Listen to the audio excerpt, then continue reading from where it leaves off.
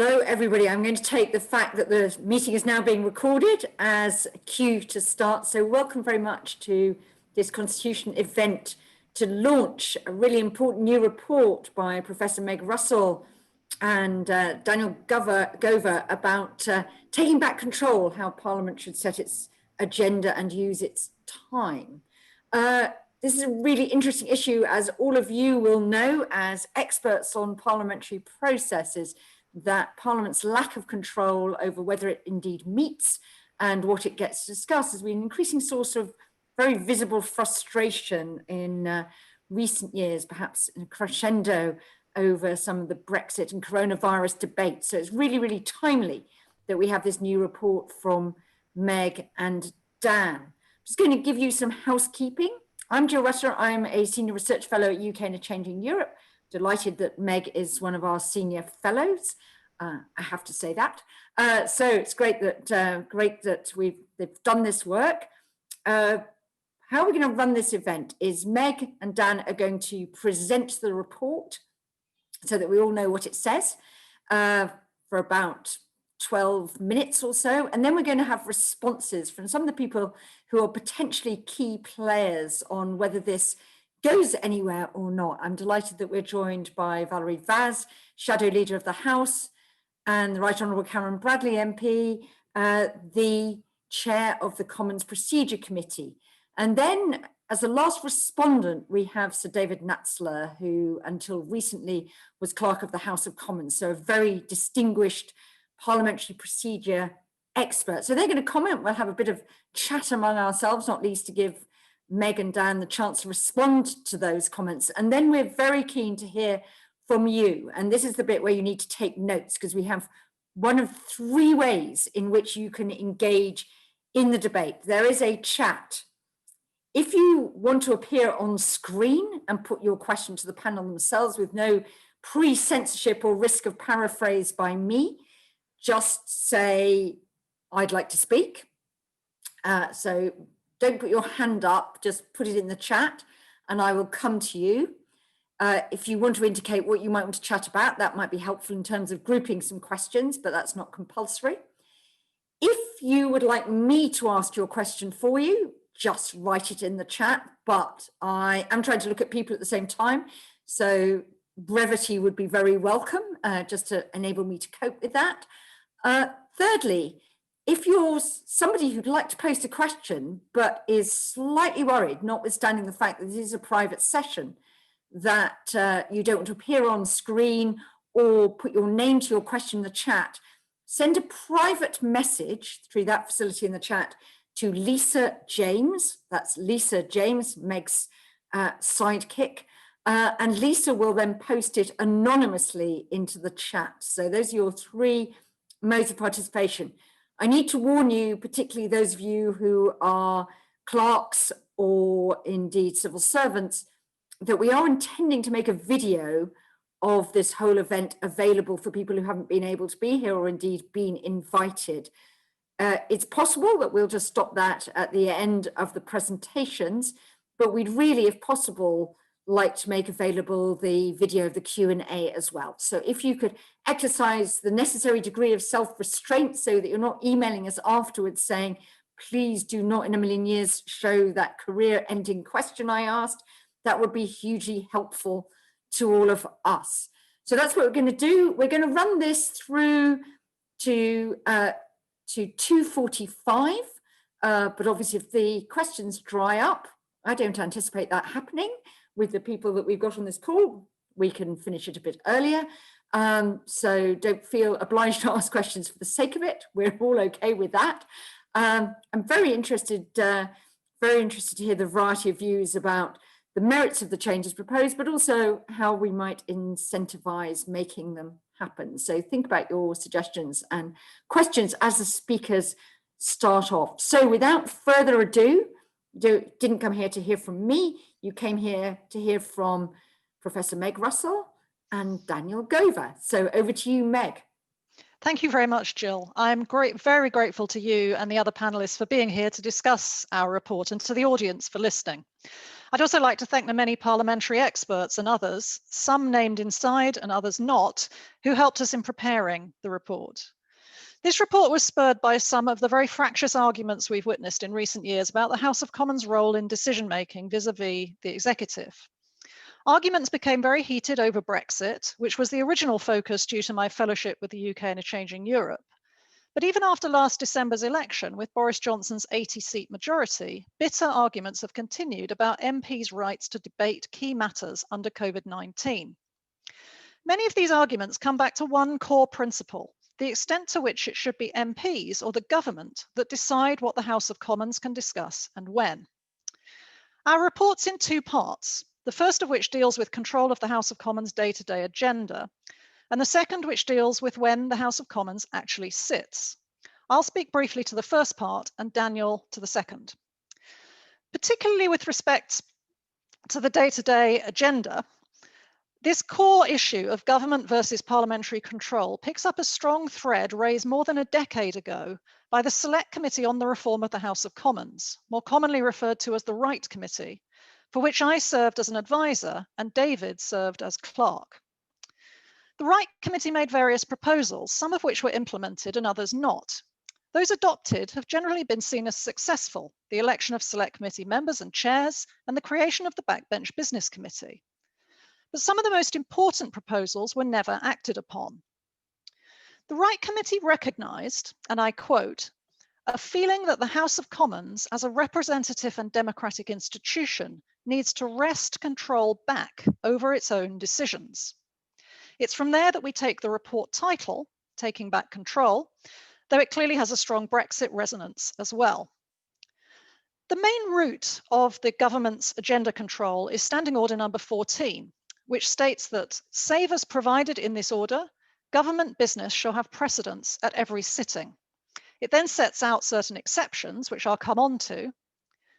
Beyond this, government dominance is reflected in various other standing orders too. The most obvious consequence of Standing Order number 14 is that the Commons weekly agenda is drawn up by the government with only limited consultation through the usual channels, and presented to MPs each Thursday by the Leader of the House in a form that they can do nothing about.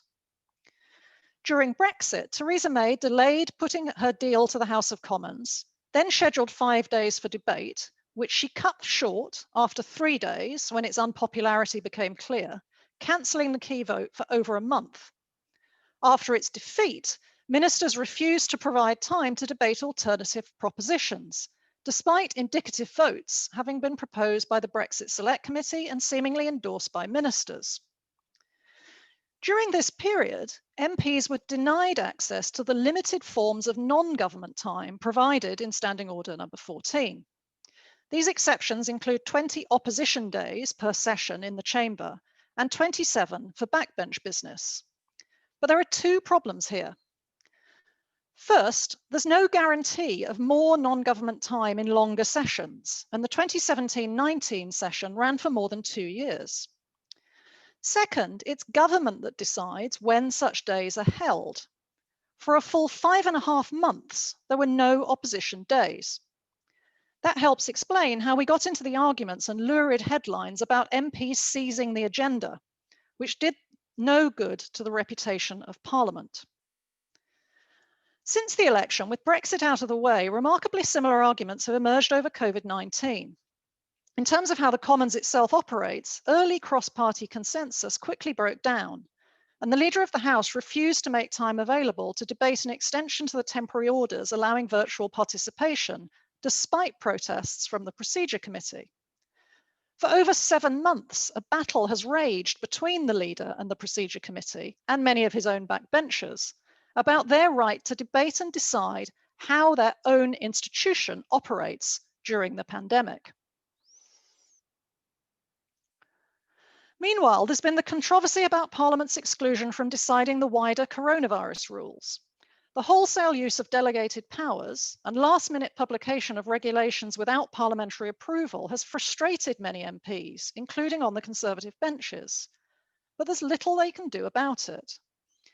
Only 6 months in, following the rebellion led by Sir Graham Brady, did ministers agree to stage votes on major changes to the lockdown rules.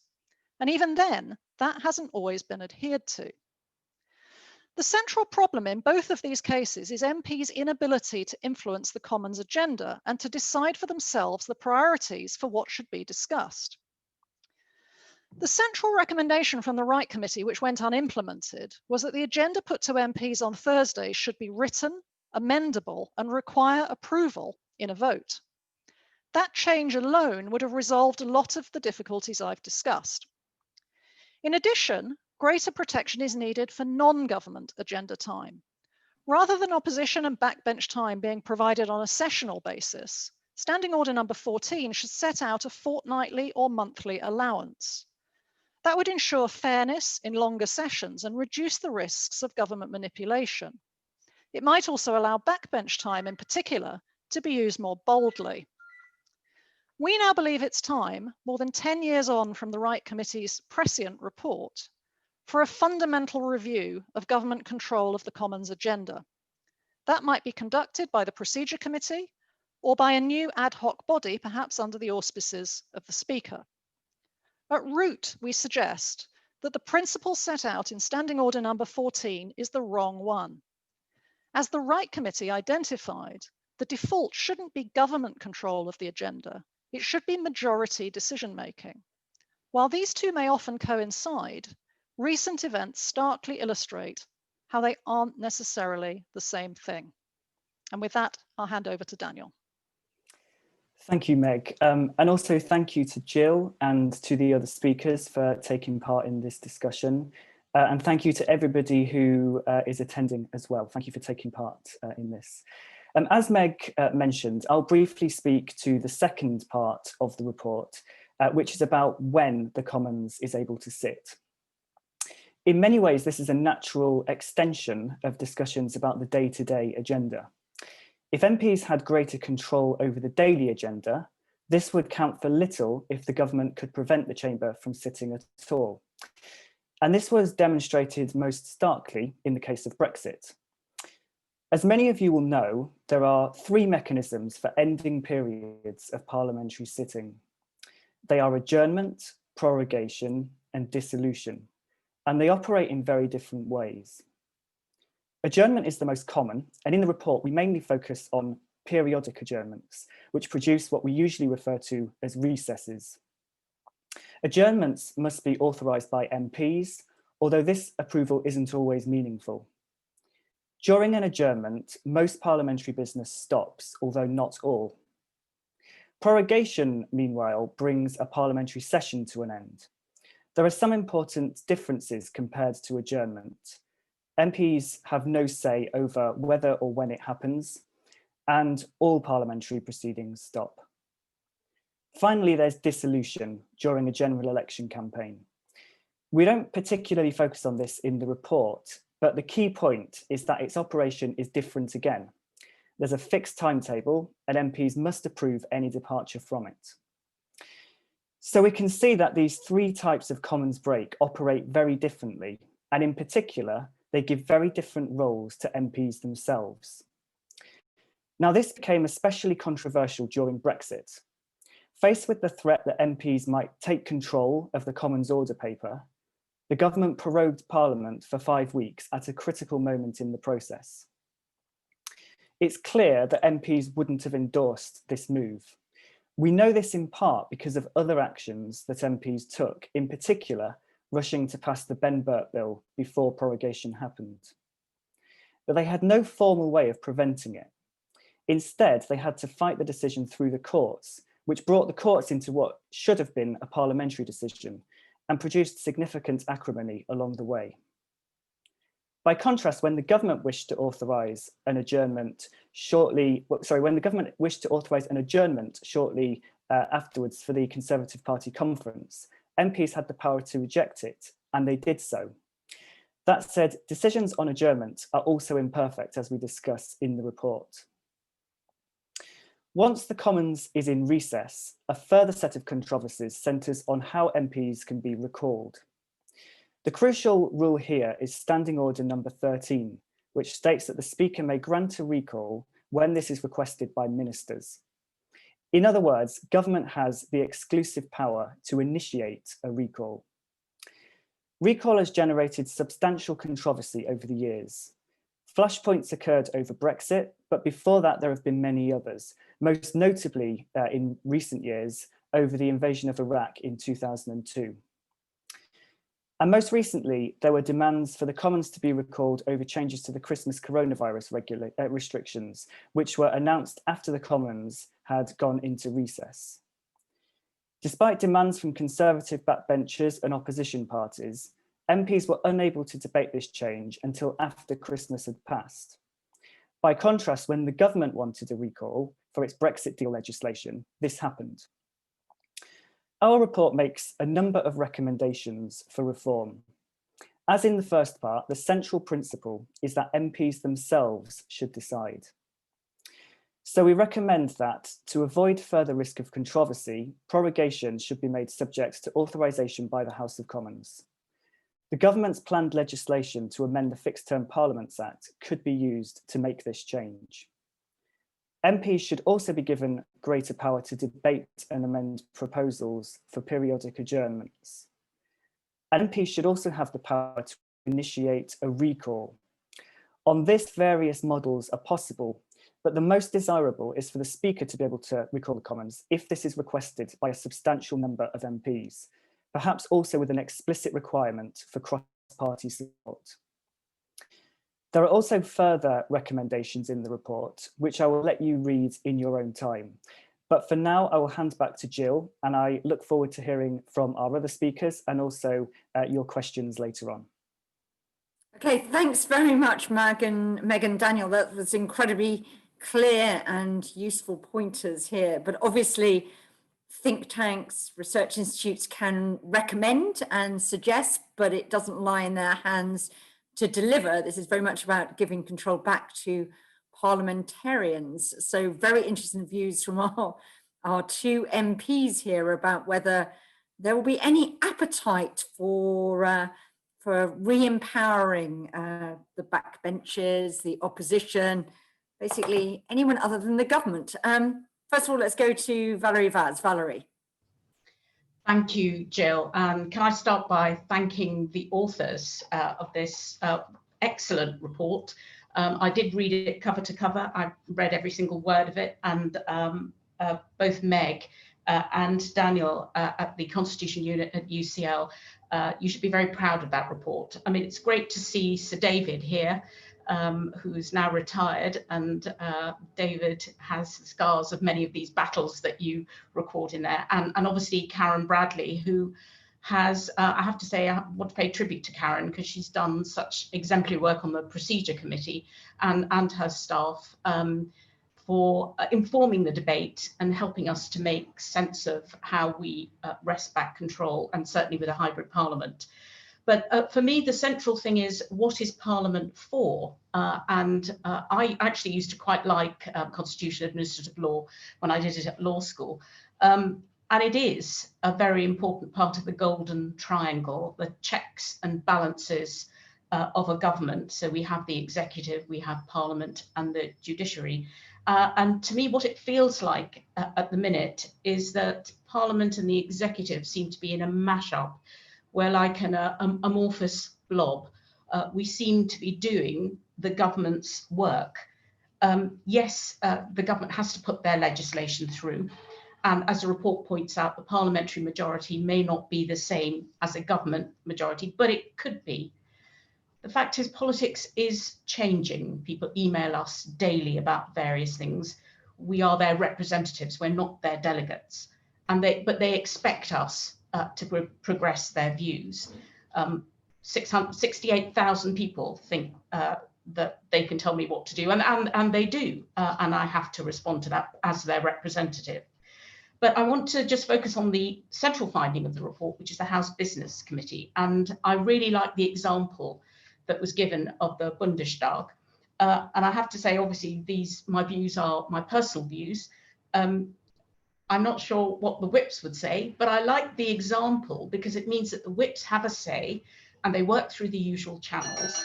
and they can provide a view to this committee, however it's formed.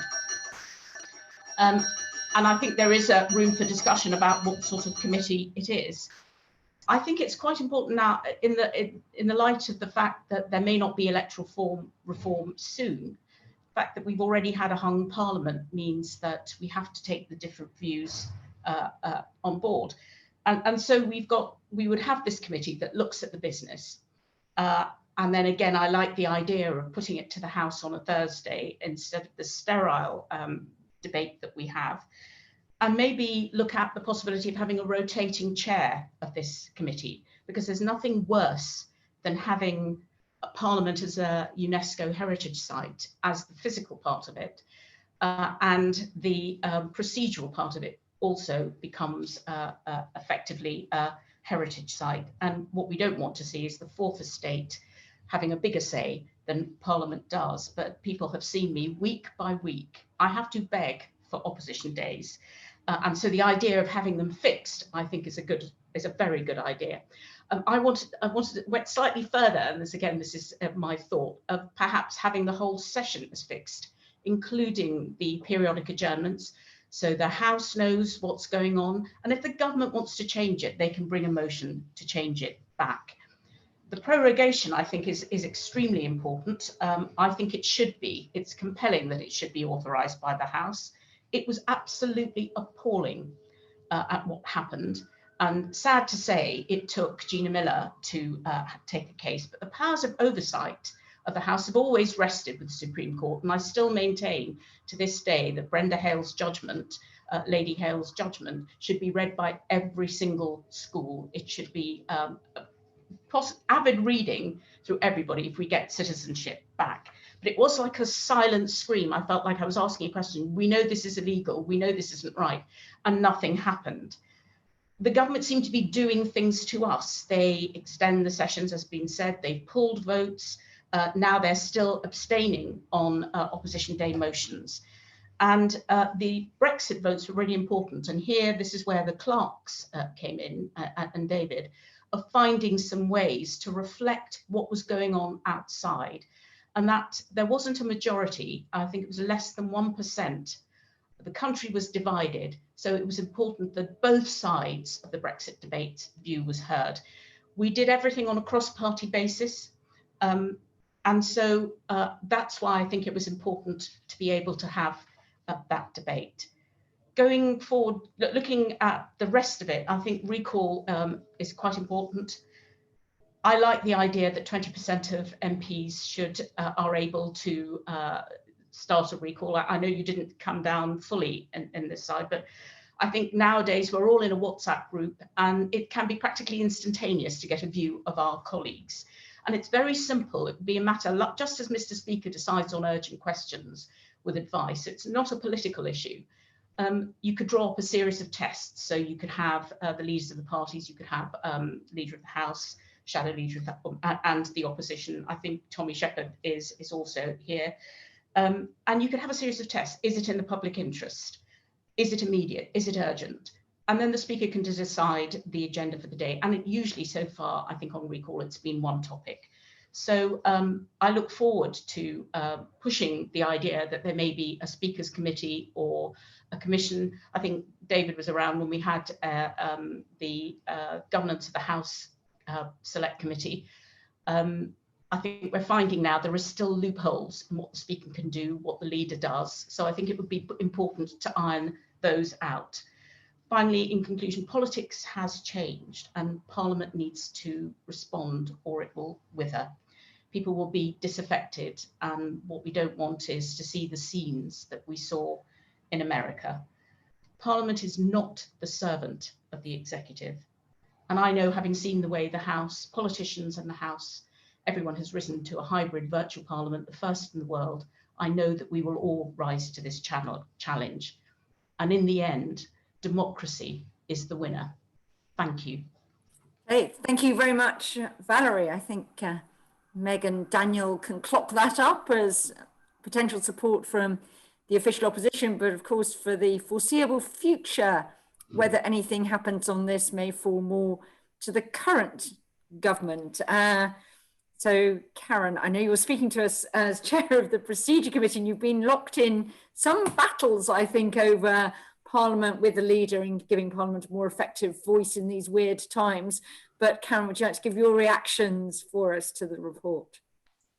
Thank you very much, Jill. And can I start by thanking Meg and Daniel for a fantastic presentation and also for an absolutely excellent report. It's very timely and certainly does ask a lot of questions of us as Parliament. And I think, you know, I was elected chair of the Procedure Committee, elected under the processes and procedures that were set out in the Wright Committee. And it was this time last year. And little was I to know, having looked at the Procedure Committee previously that had been at the centre of so much during the Brexit debate, I thought we might have a slightly quieter time. I see my former clerk is listening in to this debate, and the two of us sat there and sort of panned out what we were going to do for the foreseeable future and what great ideas we had for inquiries, and then sort of said, oh, but we've also just got to keep an eye on this virus in China. And little were we to know that it would actually take over everybody's lives, but procedure in the most phenomenal way, with the biggest changes to our procedure in 700 years. And I think they've shown several things to us. They've shown that Parliament is resourceful and that we can find ways to get things done if we absolutely have to. But they've also shown to us just how valuable meeting in person, meeting with our colleagues, being in the chamber, being able to debate, just how important these are to our existences as members of Parliament representing our constituents. And I think perhaps we'll get to the end of this COVID pandemic, if there's ever an end and a normal business in sight, and reflect that some of the ideas that we used to talk about making Parliament more virtual, perhaps are ones that we've tried it now and it's really not the right thing for us to do. And we do want to get back to that physical debate, the cut and thrust, but also the working with colleagues, the being present in the building, the ability to see people and to get business done incredibly effectively and quickly in a way that actually Parliament and that building does enable, and perhaps we didn't appreciate perhaps quite so much this time last year. Now, I come at this not just as chair of the Procedure Committee, but I have to confess I am a former government whip, I am a former minister, and I'm a former Secretary of State, a Secretary of State who was in the cabinet during the Brexit discussions, much of them. So I have lived and breathed so much of this from lots of different angles, and I really do understand much of what the report says and appreciate why it's in there. And I suppose you have to go back to the point, as Valerie said, what's Parliament for? Well, Parliament has two roles. It's to hold the executive to account, but it's also to allow the executive to get its business to be done.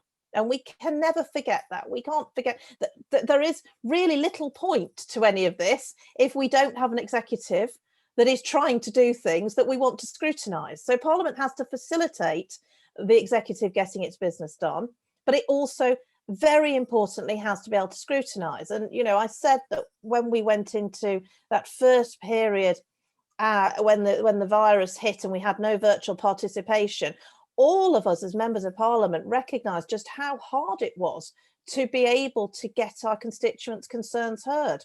And government had to find new ways to interact with us. But of course, they weren't subject to the privileges of Parliament and the privileges that a parliamentary proceeding have. And therefore, they didn't let us do our jobs as effectively as possible. And so it was really important that we have been able to work as Parliament over the last 9 months, and I'm sure it will be longer as we continue working in this suboptimal way. Now, if we look at the way Parliament works, I think it normally actually works well. It's not perfect. Would anyone start from here? Would you really start with hundreds and hundreds of pages of Erskine May and standing orders, many of which are totally and utterly incomprehensible? Probably not. But actually, as a toolkit to enable a member of Parliament to do their job, and as a toolkit to government to enable government to get its business done, it normally works quite well. And with a system that does have majority government at its heart, we can see that where government works well, is, and when Parliament works well, is when there is a majority, because if a government has a majority, it can get its business done because it can get it through Parliament. The problem comes where if that majority is perhaps used to do things that the majority don't really want. The whip is applied where the whip shouldn't be applied. And also where we don't have a majority, and we talked about the Brexit time and the fact that that was in a non-majority government, Parliament was able to take control of the order paper, and that gave enormous problems to government. So I think we have to be careful when we're looking at all of these suggestions, that we recognise what works well, we recognise what Parliament is there to do, and we recognise how we best make sure that Parliament can do it. Now, just a few points in terms of specific issues. I have never been absolutely convinced. I served on the Procedure Committee before I became a government minister, and I must say I've never been absolutely convinced by the idea of a House Business Committee. I think it's a nice idea. I think the principle is a nice idea, but the practice is that it would just end up being whipped, and it would end up being tribal, and it would stop being what we want it to be, which is properly reflecting what backbenchers want to debate. And so, with the best will in the world, whilst I understand why people want to see it, I think we have to recognise the realities of what it would look like, and that it would not do what the outside world wants it to do, and perhaps might therefore end up diminishing slightly what we're trying to achieve, and what those of us who want to see the Parliament have its voice do. I'm interested in the idea of an amendable motion, I must say. I think an amendable motion on business questions is an interesting point. I fear it might be still one of those where you had posturing by the usual suspects, but actually the government ended up whipping it, and that became a problem, and therefore it didn't really ever get anywhere. So there's always a risk to that, but it's an interesting thought, and one I think that we should consider. I think there's also a point to be made. It cannot be right that we're at a point where the Backbench Business Committee has to go cap in hand to the Leader of the House for time for debates, particularly when many of the debates the Backbench Business Committee has got time to consider are things that should be just routine debates. So International Women's Day, we should just have a debate on it. It shouldn't be something the Backbench Business Committee has to find time for. We should just have a debate on armed forces. We always did. This was always part of the government's agenda, and now it's part of the Backbench Business Committee's time, and the Backbench Business Committee then has to go cap in hand to the government asking for time. That seems to me to not be really working. I would reflect that during that period, and Valerie will remember this, the period between Easter and Whitsun, where Parliament was sort of sitting hand to mouth, there was a daily business motion, and that had to be agreed between all the leaders of all the parties before it went onto the order paper. If it wasn't agreed, the government couldn't have any business for the day. We were effectively operating as if we were in a recall every day, and we needed to have that business motion. And that actually meant that there was a bit more power for the usual channels to be able to change things. And it's perhaps, again, something that we'd want to reflect on. Three final points. The first is on recall. I do take the point about recall. The WhatsApp chats over the period after that lockdown was announced, and not being able to come back and not having a recall, and needing government ministers to ask the Speaker for a recall, Standing Order 13, I think, were very vivid and lively, as you can imagine. But I think it needs to be a high bar. If a government minister is asking for a recall, it's because collective responsibility within government has agreed there needs to be a recall. If a backbencher is asking for it, it needs to be one that is cross-party, that does have widespread support. So I think it needs to be looked at, but it needs a high bar. The question's been asked about what we could do on prorogation. The Fixed Term Parliaments Act, as I understand it, is only looking at dissolution. It's not looking at prorogation. But again, these are points that need to be considered. And finally, I would just say that in everything we do, and we've thought about it all through our recommendations this year, we have to bear in mind the independence of the Speaker. And any of these proposals, taking the power from the usual channels and the government and moving them more towards the House, moves more power into the Speaker's hands, and the Speaker has to retain their independence. They have to be above Parliament. They have to be the servant of the House, but above parliamentary politics and party political politics. And it's very, very important that we don't start doing things that really impact on that. And that would always be my word of caution on any changes that are proposed. Thank you.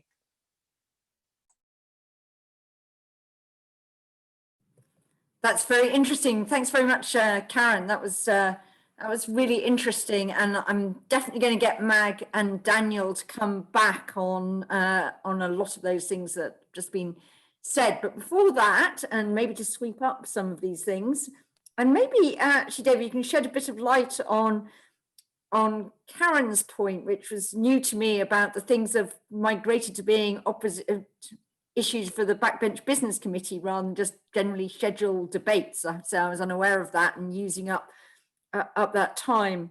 But David, your reactions. You, of course, wrote the foreword to Meg and Daniel's report. So it comes with a touch of your imprimatur already. So, David. Thank you, Jill. My imprimatur. This report, for those of you who had a chance to see it, is in the first place a really remarkably full and naturally a very accurate account of what is actually happening now. And I know from experience 10 years ago that that's often the most difficult thing to do, to have an agreed version of the current truth, even before you start embarking on ideas of how to change it. Because a lot of people, and even briefly from Valerie and Karen, I hear things that I'm not quite sure that they would agree what the current realities are. But it is possible to come to that agreement. And I think this report is fantastically useful for that. It sets out all the details which can be very easily forgotten or misremembered on recent controversies, which have caused many of us to think the time is ripe to return to Wright and to build on it. So just a plug, the unit should be really proud and Meg and Daniel for what they've done. Because of course, a lot has happened in the last decade, and all of those of you here know what they are: minority government, the United Kingdom Supreme Court judgment on prorogation, COVID, and what I think I call in the preface an activist speakership. The system of opposition days has been challenged quite unexpectedly from different directions. I think that came from left field as far as I'm concerned. So in the second place, this report has 20 careful, and Karen rightly said we must be careful even making recommendations, because there are checks and balances, but careful, constructive and evidence-based conclusions and recommendations on pages 58 onwards. So it's a modest manifesto that now cries out for detailed consideration by politicians, by the House in some form, whether a select committee or some sort of informal group, possibly convened by the Speaker, or some way of taking this forward while keeping it, I hope, out of the immediate reaction of, as it were, the obvious actors, or too many of the obvious actors. And I think we know who we mean by them. Now, we can have, and should have, a healthy discussion, which Valerie and Karen have started, on some of the specific details and how, if you were to reform the system, how it might work. For example, the House Business Committee. I think it's fair to say that there's always been doubters about that, and they may even include the author of this report, or the author of the first part of it, and we had many discussions about it. I suppose I just think it's worth thinking. I don't believe that the fee of the risk of being nationalist, if the Germans can do it, I'm not convinced that we can't. I think the whipping system is quite well known in the Bundestag, and of course it will be whipped. I mean, that's what whips are for, and Karen's an ex-whip. I mean, they're not wicked. I mean, they're managing a complicated situation. They're managers, and how could they not be involved? But then they can get the majority in the House if they can whip that majority. That's fair enough. It's when they can't, because they don't really enjoy the support of their own supporters for what they're proposing in some way. And there are, of course, lots of discussions to be had on how it might work, and how indeed, which has worried me always, how the majority might exercise itself in an oppressive way against the minority through a votable agenda. In other words, they would vote against there being an opposition day. So you do need a protection if you hand over to the majority the right to decide an agenda. But I think the example is BBCom, the Backbench Business Committee, that was set up following Wright with very little idea of how it would work. And Natasha Engel, is that Baroness? Natasha Engel, anyway, took it and ran with it, you know, despite herself being a skeptic. And I think that's a reasonable model to say, here's something. Now you're all, you know, your members, you sort it out and work it out how it will actually develop, not trying to write it all down in advance and be too over-design. I'm concerned, and it is reflected in the report, at a weakness. I look back at the Wright Committee we missed, which is what I would call house business. That the house business has fallen between the stools. That I mean and that has been the Procedure Committee most recently that has demonstrated that it cannot force its way onto the agenda.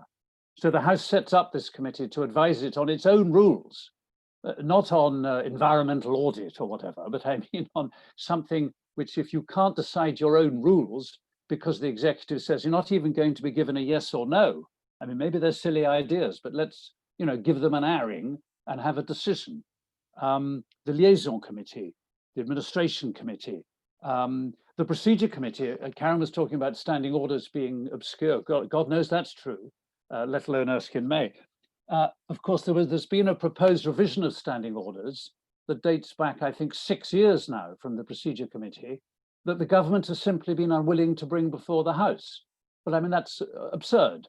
Or the House can say no if government ministers say, actually, this is a bad idea in some way, or we don't like this one, but that they should stop it even being put to the House. Imagine you had a standards committee case involving a member, and the government said, we don't like this standards committee report suggesting the suspension of Mrs. X, so it's not coming to the floor. That's a scandal. And of course, the Speaker does have reserve powers in relating to standards, but standards can't get their revision to a code of conduct. So there are these House, and they're not really backbench business committee. The liaison committee lacks the teeth, and the executive can say, no, I think any other parliament would be shocked at that. So my sort of final question is this the right time? Well, it's never the right time perfectly. There's no a general election coming along, unlike in 2009-10, there's possibly no incentive for the government, for ministers and their advisors to take these ideas to heart. But I see 2 or 3 things. One, there are opposition parties who are possibly interested, and the secret, it's not a secret, in 2009-10 was not trying to convince the then Labour government on its last legs that this was a good thing to do, but Sir George Young, and the likelihood at that time, it seemed, that the Conservatives would come in with the majority in 2010, and it was their endorsement of it that made the difference, and the promise we'd have a House Business Committee within 3 years in the coalition agreement. So it's really important that, you know, even if you can't persuade a government, that you can persuade others, some of whom are listening, I hope, or visibly. And secondly, there's the Fixed Term Parliaments Act repeal bill, which doesn't just deal with dissolution. There's no doubt if somebody wanted an amendment about prorogation, I'm sure it would be pretty relevant, particularly if it was a prorogation closely tied to a forthcoming dissolution or the consequences of a past dissolution. So it does deal with electoral law. I mean, it isn't a single purpose bill, I think. So anyway, it does raise the issue. The House will be discussing one of Daniel's points, which is about dissolution. So whether it slips sideways a little bit, I don't know. And thirdly, COVID has thrown all these balls in the air and nobody knows where they're going to come down. You know, I mean, there is an atmosphere of change, as Valerie said, it's after hundreds of years, suddenly we have amazing things have been going on. So it is a time at which something might usefully happen.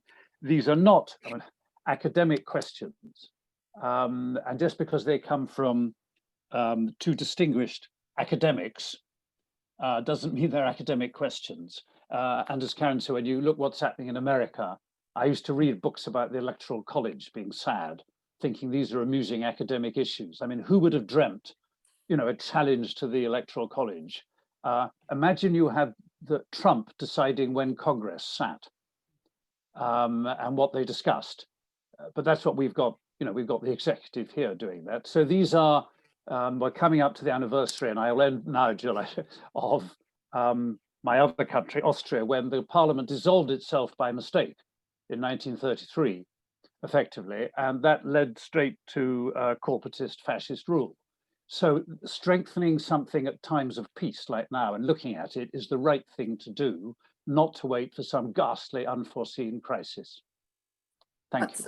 That's, I think, a very useful warning from David of it's never exactly the right time to act, but better to act rather than regret not having acted. Megan, Daniel, I just wondered if you wanted to react particularly to Valerie's, I think, general support, but Karen sort of question marks over one or two of your recommendations. Meg, do you want to pitch in first?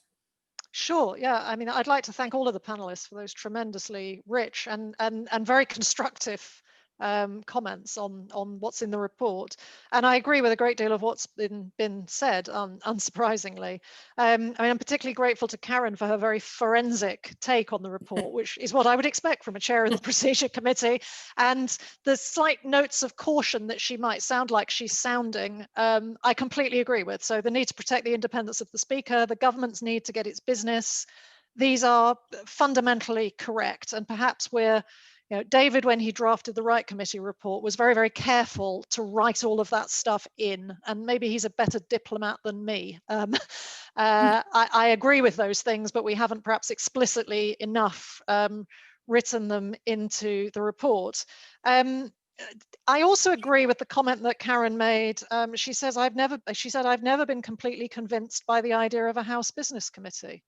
And actually, as David hinted, because he sat with me in the Wright Committee and we worked together on that report, neither have I. And in fact, what we say in the report is that in itself would not resolve these difficulties. The fundamental recommendation, and I always thought it was the fundamental recommendation of the Wright Committee, was that the House should vote on its own agenda.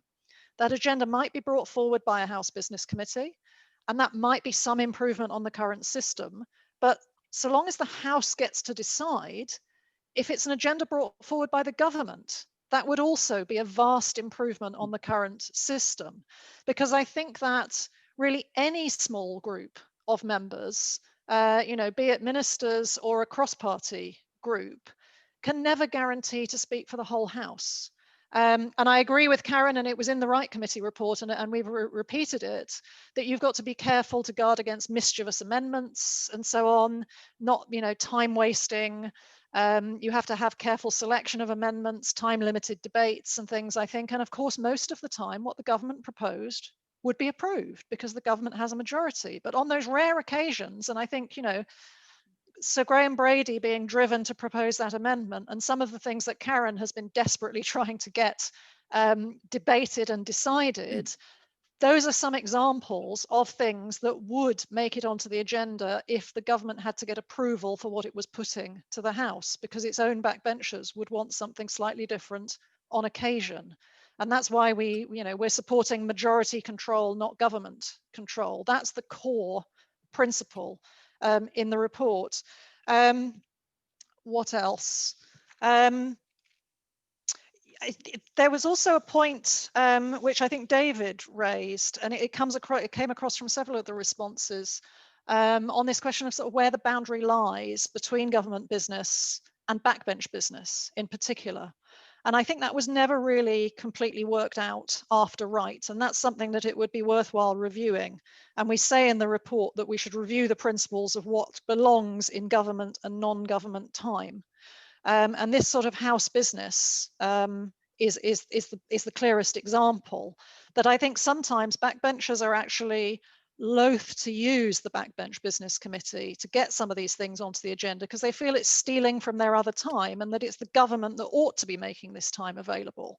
So there's no real agreement on what belongs in which block of time. And it could be that we actually, if House business is going to go in backbench time, maybe we need a little bit more backbench time. Maybe there should be a few more days to allow for that. But fundamentally, I completely agree with what David has said, the House should be able to get matters onto the agenda which are its own business. It should have a route to do that. And the fact that that isn't the case at the moment seems to me quite wrong. I should maybe pass to Daniel for the points about recall and prorogation if we're sticking to our briefs. Yep, Daniel, do you want to come in on recall and prorogation? Yeah, and before I do, I mean, let me just echo Meg's comments as well. Thank you very much to the three respondents for such careful consideration of the points that we make in the report. And I mean, I think everything that Meg has said were things that I had down to say as well. But in terms of the second part of the report, I mean, the point that Karen made about recall, I think that is absolutely right. I think there would need to be some safeguards in place, because clearly it wouldn't be appropriate for requests for recall to be made overly routinely with very small numbers of people, which you would need to be sure that there was a sufficient demand, that it genuinely represented the will of the House to return. So Daniel, do you have a view about what that, because Karen said she thought the bar needed to be set very high to get over for MPs to do it. Do you have a view on where that bar needs to be? Yeah, so I mean, we don't in the report definitively, I think, give an exact threshold in terms of the numbers. I think 50% would be too high, particularly when you're talking about a period when the House isn't sitting. I think 50% is too high, but that is a figure that has been suggested by some in the past. I think it could be lower than that, but one of the things that we do say is that there should be probably some sort of cross-party requirement. So one of the things that we suggest in the report is that it would maybe need to come from parties that represent 50% of the House. So in practice, when you're talking about a majority government, that would require at least some government backbench support in order for this to then be initiated. But I totally agree with the point about needing some sort of threshold.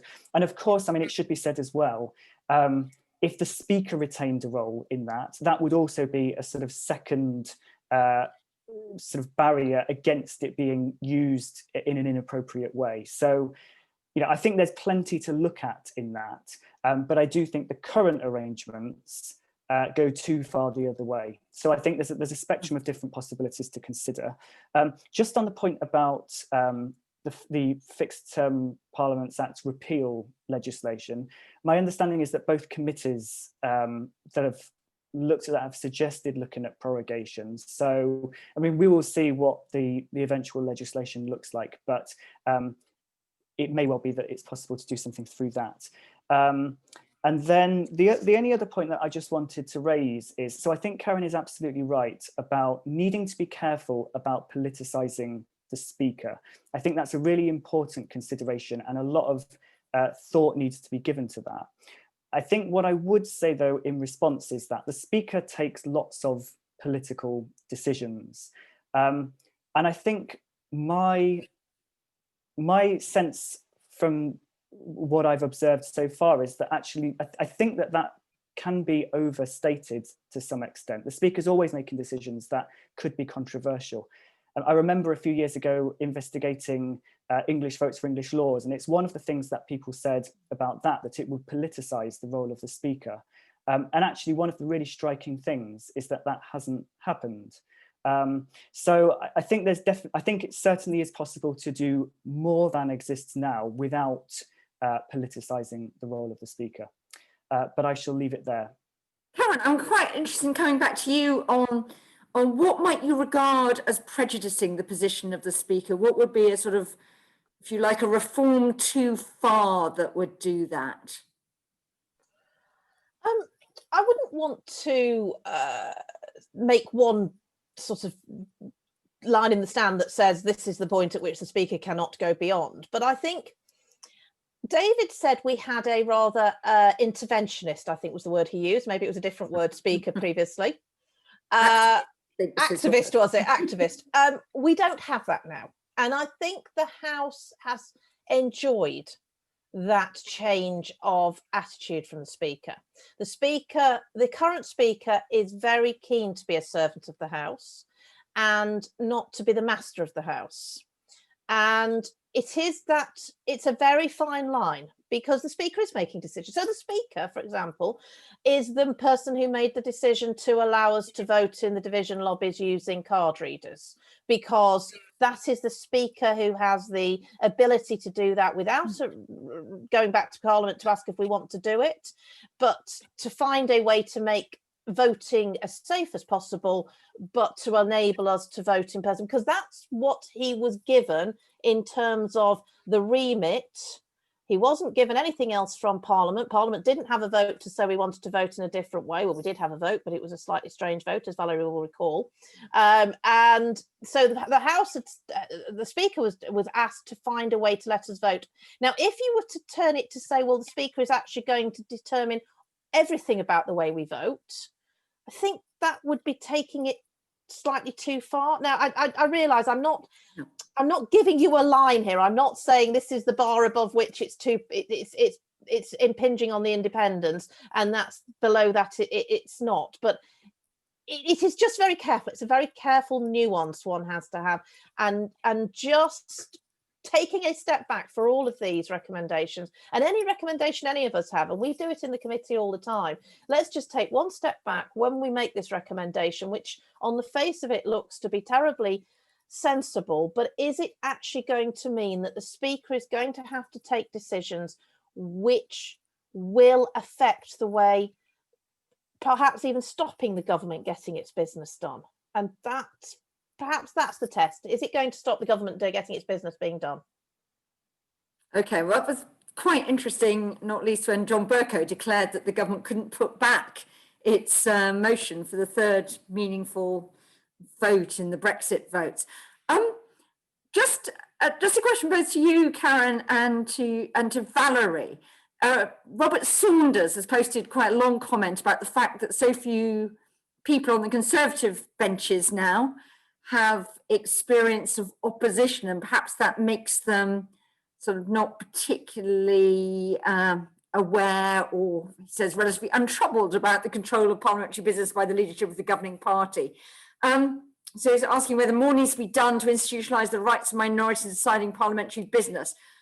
One suggestion, I'm going to ask both you and Valerie this, but one suggestion, Karen, is that the procedure committee should be chaired by an opposition MP. I wondered what you thought of that. You could argue that a difficult government MP in some ways harder to deal with for the government than an opposition MP, though of course the PAC is always chaired by a leading opposition MP.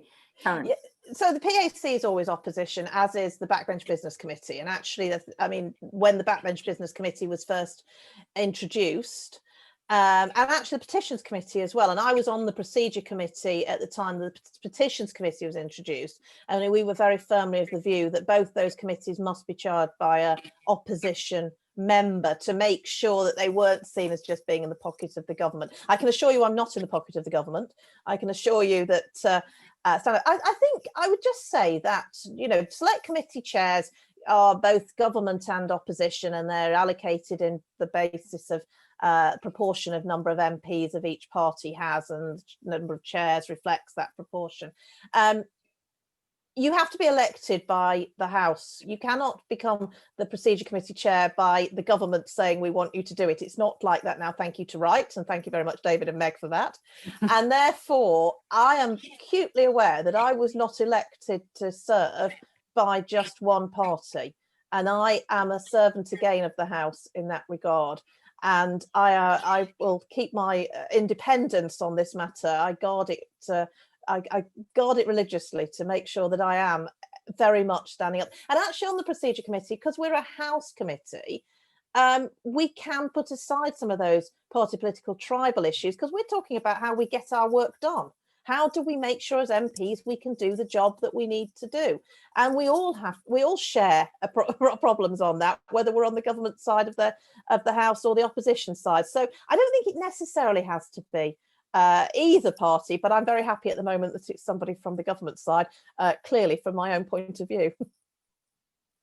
Valerie, do you want to come in on that? Yeah, no, I just want to touch on the speaker point earlier about recall. And I did put forward that there should be certain tests that have to be met, like we do in legislation. So I think that would be the way round the politicising of the speaker. But it's like everything, isn't it? I mean, whether you pick the speaker, whether you pick chairs of committees, if the government have a majority, the government will pick the ones they want. I know an example where a very good person could have been a chair of a committee, but the government didn't like them, so the payroll voted for the weaker person. So when it was an opposition chair. But what people probably don't realise is that the usual channels will divvy up which select committee is chaired by which party.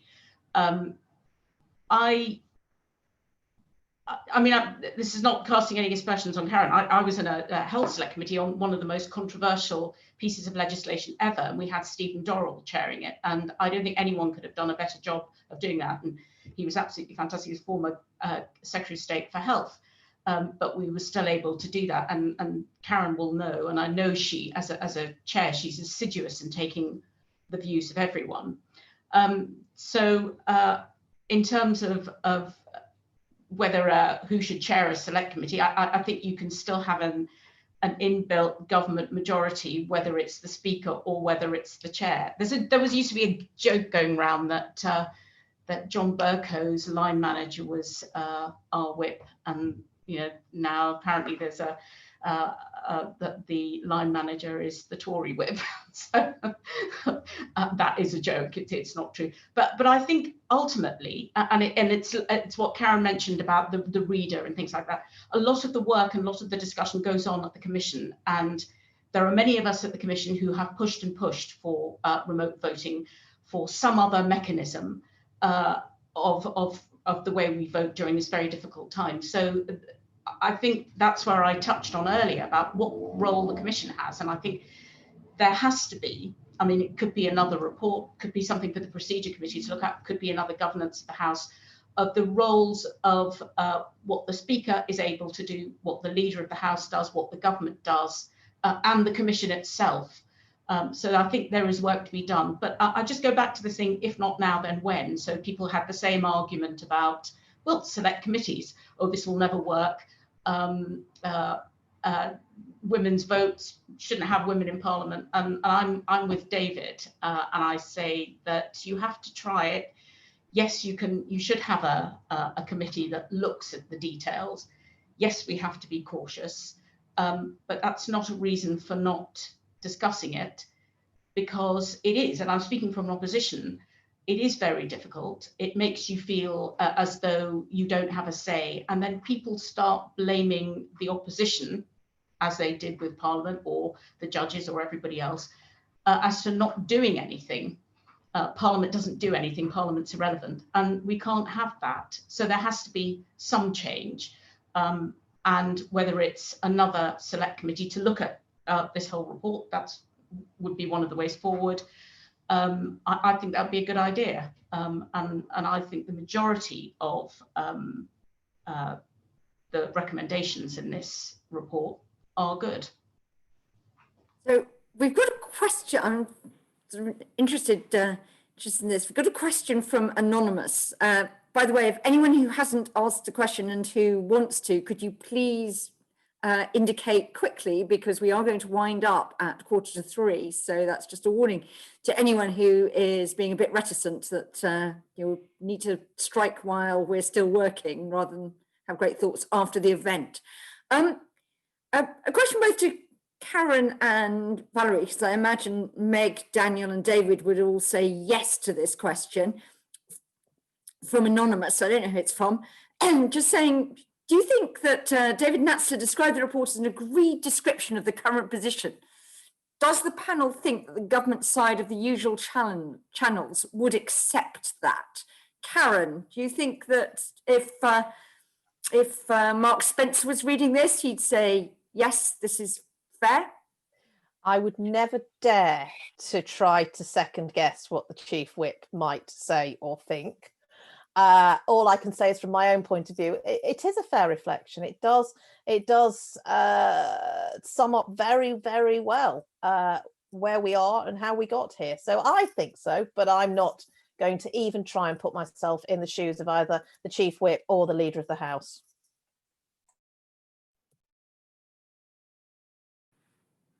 David. You're on mute, David.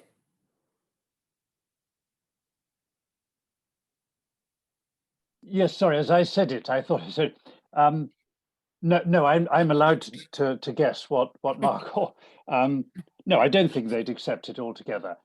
I don't think they could, I hope they can't contest any of the facts, but obviously they can contest the interpretation. And Karen already began to, quite rightly, say, what about the government's right to get its business done, which is always the response to suggesting a greater degree of control by the House of its own agenda.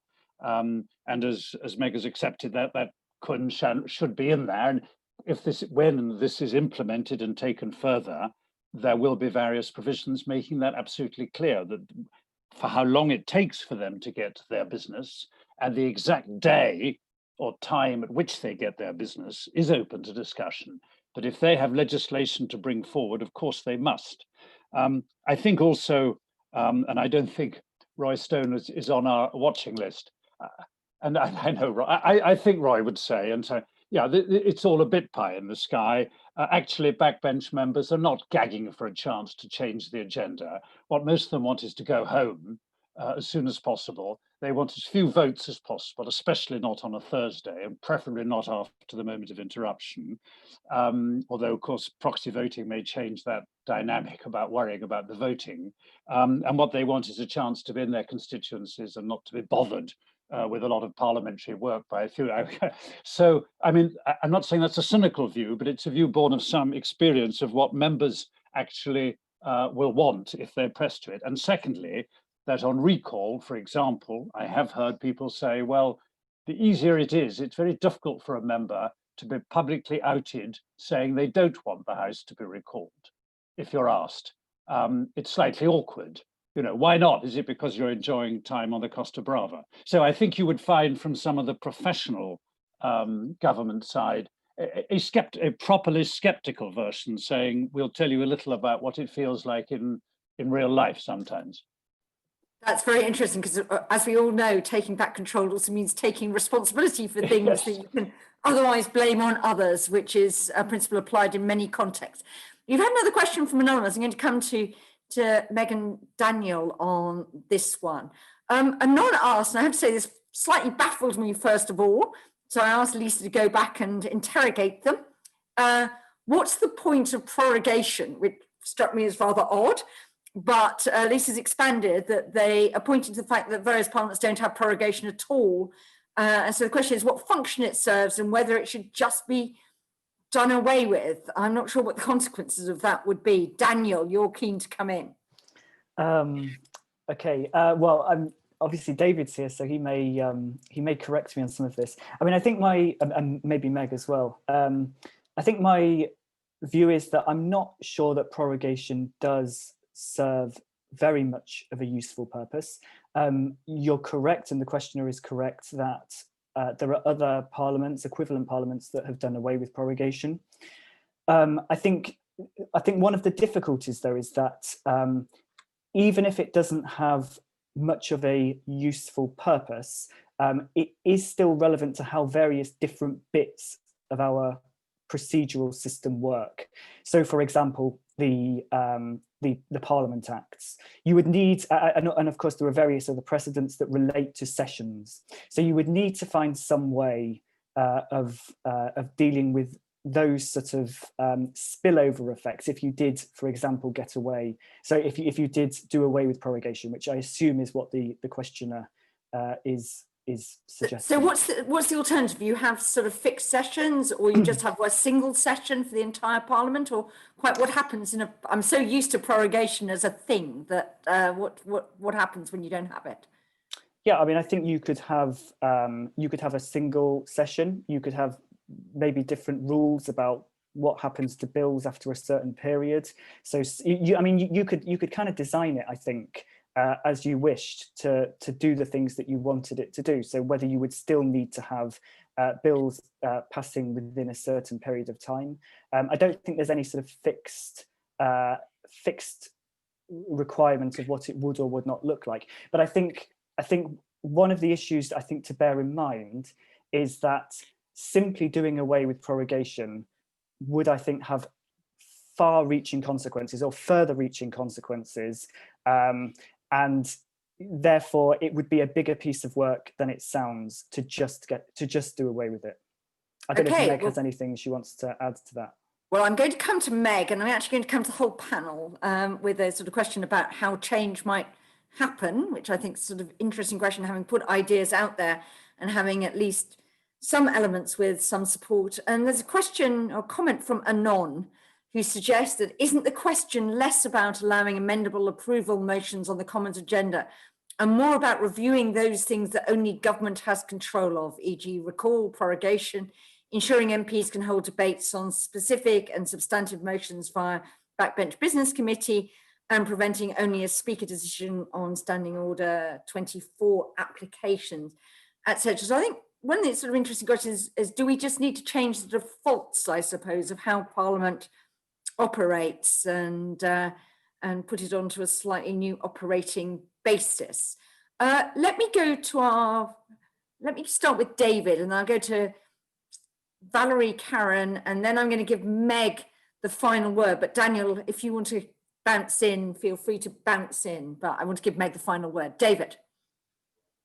Well, I think the question is saying, isn't it less about allowing, let us say, an amendable agenda and more about reviewing the things the government has control of? That is one of the things the government has control of, is the agenda. And then they list several other things, including recall and prorogation, which Daniel has dealt with very fully. It is possible to have debates on specific and substantive motions. I'm a little alarmed at the remark preventing only a speaker decision on SO24 applications. It isn't only the speaker that decides on SO24. He decides whether or not he's willing to put it to the House. If there's some dissent as to whether or not there should be an emergency debate, a proponent only needs 40 colleagues to stand and support it. So obviously the speaker is the gatekeeper, rather, as Daniel is suggesting, I think, on recall, that you have whether you have the gatekeeping function before you have the number of people approving, the other way around is a matter of detail. So I think there is more that we're talking about here than simply getting at government control, but we're getting at the most central point of government control, which is the executive writing the agenda, without it being submitted to the body of the House, which is in any normal body what you would expect.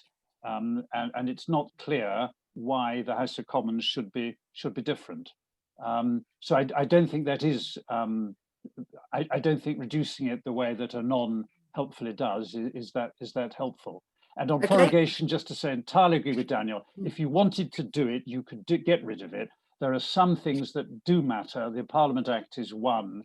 The situation that you're in at odd moments, oddly enough, leading up to after a general election, when you've called the House back, if you want to delay it and it hasn't yet met, you can't adjourn it because you haven't yet sat. So you would need a bit of draftsman time on it, but it could easily be disposed of.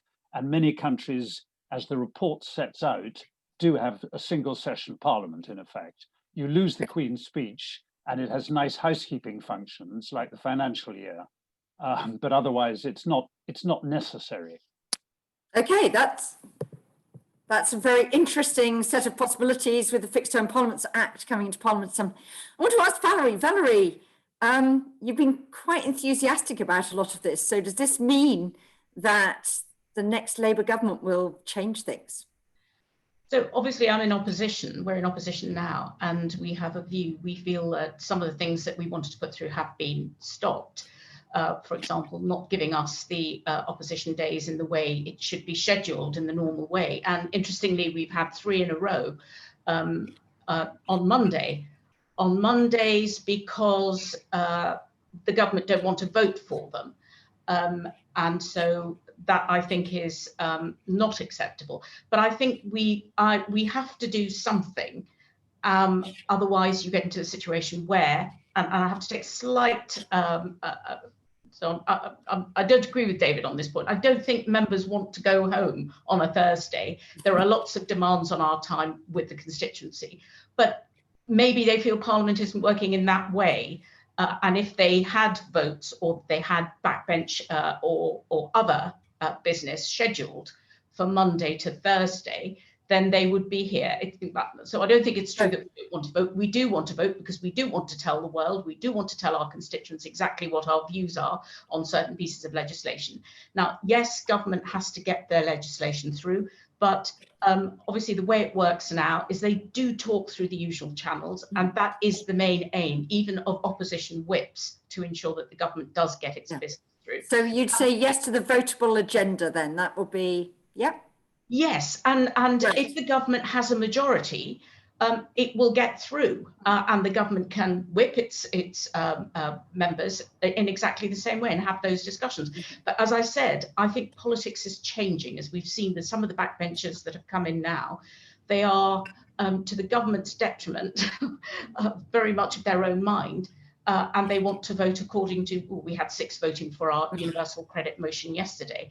And I think more people would have done. But so I think they are of a different mind now, and we have to do something different. Parliament should be the safety valve for democracy. And so I think there should be some sort of mechanism in which we as the opposition don't have to go as a supine begging, as I do each week, for an opposition day. It should be factored in, or any other mechanism should be factored in. They do work, so that our opposition whips do work with the government and with the SNP, the third party. They do work together to get the business through. Just to touch on sessions, I think sessions are good because you get a Queen's speech, and that provides a focus for the legislation. I think if you leave it for about 3 years, then it maybe things will fall off and you don't focus on it, and the people do go home. But so I think it's important that there is a focus for the legislation, and then that's how you get it through. But I think there should be a return to green papers, white papers, so that people can see exactly what the government is putting through, what legislation is happening, and that way the debate can be informed, and it isn't a question of the government just rushing through whatever legislation they want just because they want to get their legislation through. Right, that's really interesting. I'm very interested actually in Valerie's comment that the sort of almost the sort of breakdown of discipline sounds too negative, but the perhaps changed perception that backbenchers now have of their roles and their ability to challenge government means perhaps, Karen, that there's more appetite for this sort of reform than there would have been before. I don't know what you think. Someone who's been around a bit longer, she said, in the nicest possible way. David, don't laugh too much. Sorry. David, mute yourself. I am muted. So I think that there's always an appetite, but I think the longer people spend in the place, perhaps the less of an appetite they have for too much radical change, because actually you learn the ways to work with what you have and how to make it work for you. And when you first come in, it's new and it's daunting, and you think, why can't it just be all nice and simple, and just like it was in my old workplace where everything was set out for me and there was a nice agenda and I was in control, etc., etc. It's not like that, and people get used to this and they find ways to make it work. And then when you say, well, I'm going to take that thing away from you, they wouldn't be terribly happy. Just a few points. First of all, I think that having the sessions of Parliament is really important. As a minister, I know just how much work goes into trying to get a bill to be read in a Queen's speech. That is a phenomenal amount of work, and it means that you have gone through all the processes. And I was very keen on green papers, white papers, and all the other bits of it, because actually I think that's a really important part of government. Pre-legislative scrutiny as well. I took the Modern Slavery Act through Parliament, and that was subject to pre-legislative scrutiny before it happened. It came forward as a bill. It meant that it was a much better piece of legislation with cross-party support, and it was a real sort of world-leading piece of legislation. I agree with Valerie about Thursdays. I think people do want to be there on Thursdays, and actually the most oversubscribed debates nowadays are the petitions debates on a Monday in Westminster Hall, which we don't have at the moment, but that's the second most watched bit of Parliament after Prime Minister's questions. And then a Thursday afternoon debate. The Backbench Business Committee selects topics that members want to speak about, because members have asked for them, and they are always oversubscribed, and they're always fantastic debates. So I think that members do want to have time to do that. I'd like to see more backbench time on a Monday, Tuesday, Wednesday, so that actually it could be at that point when the rest of the world is watching Parliament a little bit more, rather than it being a Thursday afternoon when people think that it doesn't matter. Maybe a bit more government business on a Thursday, try and mix it up. But I think, you know, the report gives us some really interesting thoughts, and it's really important that I, as the chair of the Procedure Committee, you know, am able to see these kind of things. I'm really grateful to Meg and Daniel and the whole team for putting this together, because it gives us such a basis to work from. Okay, well, inappropriately for a report about control of time, I've lost control of time, so apologies that we're slightly running over, but final word to Meg as the report's lead author. Meg. Thank you very much, and thank you so much, everybody. Just a brief word on prorogation. I think somebody earlier on referred to our proposals as modest, and I think we're trying to make modest and achievable proposals. And I think the real mischief in prorogation is that Parliament doesn't get a say. The rest of it is a kind of different agenda. Yes, maybe you could get rid of it. That would be a big reform. I care less about that, but I care a great deal about the government being able to shut down Parliament without its consent. And so that single thing, I think, is the most important thing. And similarly, you know, in terms of living with political reality, which I'm very keen to do as somebody who's worked in politics as well as in academia, you know, you've got to make achievable proposals. This thing about the government still being able to get its business, you know, the fact is that the government is the government precisely because it can command a majority in the House of Commons. So to suggest that the majority in the House of Commons doesn't want the government to get its business is you know, quite a strange idea. If the government puts its proposal for an agenda in front of the House of Commons, most of the time, the House of Commons will support it in what it wants. This isn't a revolution. I think what it is, Valerie used a very apposite phrase, it's a safety valve. And actually what it does, you know, and Daniel and my work has focused a lot on this idea of anticipated reactions. What it would do actually would make the government more responsive to its own backbenchers, and the proposals that the government brought forward would be more responsive to its own backbenchers because it would want their support. And I think that would be a good thing. I don't think it would be a cause for sort of endless antagonism. And in terms of the Backbench Business Committee, you know, there was a suggestion in the chat that maybe it's too modest, it can't propose substantive motions, and as David says, of course it can. And we do comment in the report that the Backbench Business Committee is, I was the original proposer of a Backbench Business Committee before the Wright Committee was set up. It has been more cautious than I would have hoped and expected. And I think that actually this issue of the votable agenda holds some of the key to that, because just like the government, you know, can act as a gatekeeper to the agenda, the Backbench Business Committee acts as a gatekeeper to the agenda. And at the moment, the situation we have is that if the Backbench Business Committee supports the government's position, to simplify, supports the government's position, it can keep something off the agenda. If it doesn't support the government's position, the government can keep it off the agenda. So you've got these two gatekeepers who can actually block something that has majority support in the Commons from being discussed. And you know, that's the problem we're seeking to end. In terms of how we do it, that's a really good question. That's what we do next.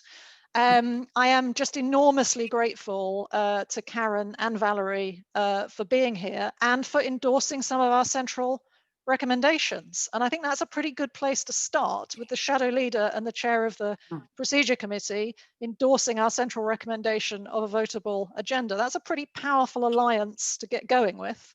And I hope that we, and maybe other people in this room and many other people outside this room, including members, might want to work together to actually get some of these reforms more widely understood and ultimately implemented. So just thank you so much, everybody, for being here.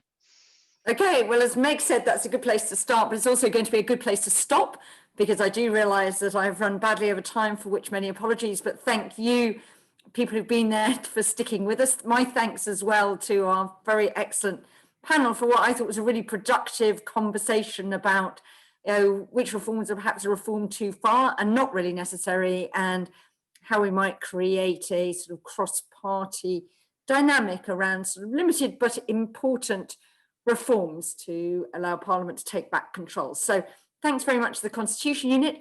A reminder that we will, I think, put the video up of the entire event so you can rewatch or recommend it to your colleagues who were inexplicably otherwise detained at the time and didn't have the chance to look at it. So that's all we're doing now. So thank you all very much and have a nice rest of the day. Thank you very much.